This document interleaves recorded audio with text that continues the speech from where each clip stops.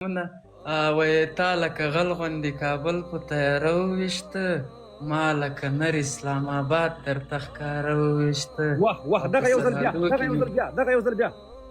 تا لکه غل غوندې کابل په تیاره وویشته، ما لکه نر اسلام آباد درته ښکاره وویشته. او په سرحدو کې مې توبې در باندې وویستلې، ته مې مردار کړلې ګل خان مې در سره وویشته. او که اوس هم څوک د شک په نظر باندې ګوري، دا به ډېر لوی احمقانه سوچ وي. که هغه زمونږ پروفیسر دی او که هغه سیاسي سړی دی او که روشنفکره دی او که هغه عقایدو ولاړ دی، خبره دا ده چې دا به د قام نقصان کوي. په دې وخت کې د پنجاب تور پنجابي ته یا دغه پنجابي دشمن ته او زمونږ تاریخي دشمن ته هیڅ پښتون افغان یا افغان په افغانستان کې د حکومت کولو برداشت نه دی. دوی نشي برداشت کولی چې افغانستان د روغ او سالم وي او افغانستان د په ترقۍ وي. دوی د افغانستان یعنی که یو افغان ښه لباس اغوستی دا هم نشي برداشت کولی، که یو افغان د څیرې نه خدای ښکلی پیدا کړی دا هم نشي برداشت کولی. دوی غواړي چې همیش په افغانستان کې جنگ وي. نو خبره داره موږ خو په جنگ کې پراته یو، همیش په جنگ کې پیدا شوي یو. موږ قبایل د قبایلي سیمې خلک چې دي دا هم ټول عمر په جنگ کې دي، کله د یو بل سره په جنگ کې وو، اوس د ګډوډو حالاتو سره مخ یو. مخکې مو یو بل وجلو، دښمني وه کور په کور باندې، رالوی شوي په دښمنیو کې وو. چې جنګ کېږي بیا باید د لوی دښمن په مخالف کې وشي، د هغه دښمن په مخالف کې وشي چې د سوونو کالو زه د هغه نه بربادېږم، کله د جاسوسۍ په توګه باندې او کله د نورو دښمنانو سره یو شوی دی، زما کور یې تالا کړی دی، ټول وطن یې محاصره کړی دی. نو خبره داره چې که د اوسنی نظام کوشش وکړي، ورسره ولس کوشش وکړي او د قبایلي سیمې خلک، زه باور لرم چې قبایلي سیمې بیرته په واک کې راوړی شو، د افغانستان برخه بیرته ګرځېدلی شي. او دا 15 کاله کېږي چې دا د پاکستان برخه کې دا آزاد د قبایل، صرف د اسلام آباد څخه یو څو مشران به تړلي وو، هغه د پیرنګي د وختونه. نور دا قبایلي سیمې چې وي دا آزادې وي. او اوس وخت راغلی دی چې دا قبایلي سیمې بیرته په او دا د دې اخیستل هم ګران کار نه دی، ځکه ټول غرونه دي. نو دا خبرې چې موږ په جار باندې دلته کوو، په ډاګ یې کوو، نو اوس موږ مکمل د دغه خلکو نه هغه وخت را رسېدلی دی چې ټوله پښتونخوا بغاوت وکړي. خو قبایلي سیمې بالخصوص دا بغاوت ته جوړې دي. موږ خو کلی د اعلان چې وس هم پرې برېږي، په هر ځای کې چې موږ ته دښمن میلاویږي او لاس هم پرې برېږي، موږ پرې اسره نه کوو. نو دغه پیغام دی چې په خپلو کې اختلاف پرېږدئ او د قبایلي خلکو سره لاس یو کړئ. قبایلي خلک چې دي هغه بالکل که چېرته ګل خان پکې وي، دلال پکې وي، هغه به نسبي قبایلي نه شي، اخوا دېخوا سړی به مطلب د پښتنو په قبیله به نه وي. نو زما دغه پیغام ورسره باچا صاحب ډیره زیاته مننه حسین وروره، خوشحاله اوسئ. د حسین ورو پیغام دا ده چې ټول خپلمنځي اختلافات شاته واچوئ، ټول یو موټی شئ، د خپل نظام تر شا ودرېږئ او په مقبوضه افغانستان کې د قبایلو ډیر فکر، ډیر احتیاط او هغوی سره چې دی مطلب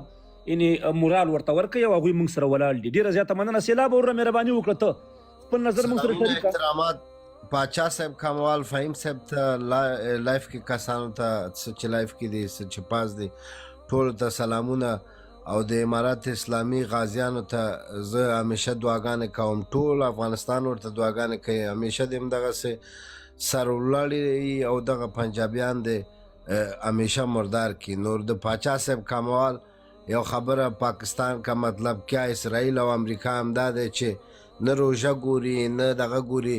یعنی اسرائیل چې کوم کارونه دغه کې غزه کې کوي، دغه موږ باندې دا پنجاب هم دغسې ظلم کوي. والکانو زه وایم د کوزو خوا پښتنو ته وایم د خدای په لیاز د خدای ته وګورئ، رسول ته وګورئ. تاسو باندې هم ظلم دی، موږ او ستاسو ټول یو استو، تاسو باندې هم ظلم دی، موږ باندې هم ظلم دی. څو پورې به مړ کېږو؟ دانه دانه موږ مړ کوي، یو تنه تنه موږ ګیر کوي، مړ کوي. باید موږ او ستاسو ټول یو شو چې دا دنیا خو اصلا یو دی. موږ او ستاسو دې دنیا کې هم چې نه دی لیدلی، هغې دنیا کې به وګورو. نور دا پنجابک چې دی، دا پنجابک باید دې ته سبق ورکو. او زه وایم پاچا صاحب والله زه مسافر یم، ډېر مې وینه جوش کې راغلی دی او زه غواړم والله چې ځان داسې خو ډیپورټ کړمه، بیرته لاړ شمه او همدغه افغانستان کې اردو ته هم تللی یم پوهېږم دې شی نه باندې خدای وراستی چې دا سر د خپل وطن باندې زه قربان کړم ما غوندې زرګونو ځوانان دي او زه تاسو باندې ویاړم پاچا صاحب تاسو باندې ټول همدغلته څه چې اصلي پښتانه دي نه چې یو څو دانې جولاګانو باندې خبرې کوي د هغې د خبرې موږ هم ناورو هغې د خبرې ته موږ هم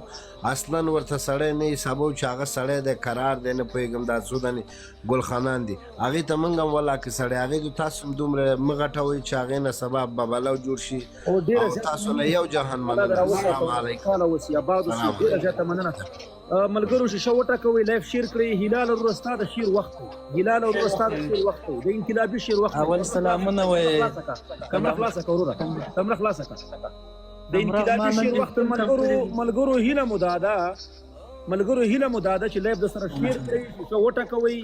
دا د لوی افغانستان د ننګ او د وقار خبره ده دا د افغانانو د عظمت او د ننګ خبره ده ملګرو مهرباني هلال وروره اول صاحب تاسو ته ټول سلامونه وایي تا لکه غل غوندې کابل په تیاره وویشته ما لکه نر اسلام آباد درته ښکاره وویشته واه دغه یو ځل بیا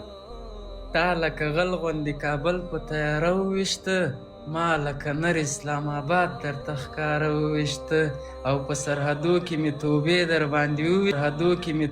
در باندې وویستلې ته مې مردار کړلې ګل خان مې در سره وویشته او دا ځلې وار به د لاهور او کراچۍ وګورې خوښه زما ده که مې هر ځای دوباره وویسته دغه یو دا د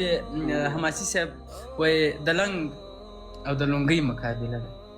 د لنګ او د لونګۍ مقابله د ځان تیار کړي خو نړۍ مقابله د زموږ خوړنګ دي ستا محل به کنډواله شي د جونګړې او د ماڼۍ مقابله ده زموږ خوړنګ دي ستا محل به کنډواله شي د جونګړې او د ماڼۍ مقابله ده دغه کوټه پېښور دواړه زما دي تر ډیلیزو پخوانۍ مقابله ده د ازغن تار نور بیخي زغملی نه شو د رښتینې خپلواکۍ مقابله ده د ازغن تار نور بیخي زغملی نه شو د رښتینې خپلواکۍ مقابله ده د وطن دفاع ایمان غواړي لالیه ټانګ لکه زما په خیال باندې هغه ځای ده ټانګ هغلته د دې یو مرکز ده په ټانګ په نامه ځای ده ملګرو دغه ټانګ که څوک معلومات لرئ نو دلته په کمنټ کې ولیکئ دغه ټانګ کې د دې یو مرکز ده مهم هغه یې ویستلی ده خو ځای مشخص کړی نه ده چې کوم ځای ده تاسې دغه ټانګ ولیکئ او ګورئ افغانان ورونو ټانګ چې دی په ډر اسماعیل خان کې دی حاجي سیف فدا افغانان ورونو په افغانستان کې د جنګونو مکتبونه بندي موږ په आवाज اوچت کړی همیشه ما په زما تقریر شته په لندن کې مظاهره و هم هلته هم دا خبرې وکړې خو پاکستان مکمل مکتبونه بندېږي د ښځو او د نرانو مکمل بندېږي مکمل پوه شولې باچا صاحب زموږ په افغانستان کې بند کړي دي آنلاین دي دا اوس هم بند دي زموږ په افغانستان کې که بند دي ودانۍ ورته جوړئ ماشاءالله نصاب ورته جوړئ انشاءالله کمپیوټرونه به پکې لګېدلي هغلته به چې دی ډېر یو منظم درس په داخله ترسره کوي او د دوی به انشاءالله داسې بندګي چې خاورو سره به خاورې کوي باچا صاحب ځکه چې افغانانو ته یې لاس ور اچولی دی بل چاته نه افغانانو ته برابر شو دا فهیم صاحب که اجازه راکوئ هغه ځوانان چې کوم مسلکي ځوانان دي ما ته په انبوکس کې میسیج وکئ که څوک پیژنئ په افغانستان کې داخل وو مسلکي وي په د غټو غټو شیانو بلد وي ګوره مسلکي چې ښه تکړه وي او مسلکي وي نن ضرورت ده د افغانستان دفاع ده آفرین تکبیرو د اوازونه لاره تکبیرو د اوازونه راځئ په جمع په پنجاب باندې ورځونه او باچا صاحب د موږ او تاسو په مخ کې او ډرونونه تللي